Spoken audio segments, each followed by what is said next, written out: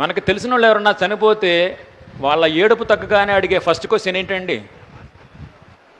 Insurance ఏమన్నా ఉందా అని అడుగుతారు కదా. మరి మిమ్మల్ని ఎవరు అడుగుతారు బతుకున్నంతకాలం మీ ఇన్సూరెన్స్ గురించి? ఎవరు అడగరు. ఎవరు అడగాలి? మీకు మీరే, నాకు నేనే అడుక్కోవాలి.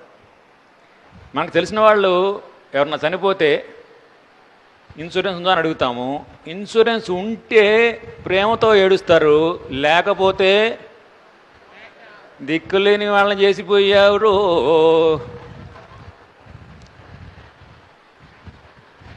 నేను 2 రోజులు ఊరెళ్తే మా ఇంట్లో 1000-2000 ఇచ్చి వెళ్తా. 10 రోజులు ఊరెళ్తే 5-6 ఇచ్చి వెళ్తా. 4 రోజులు ఊరెళ్తే 15-20 ఇచ్చి వెళ్తా.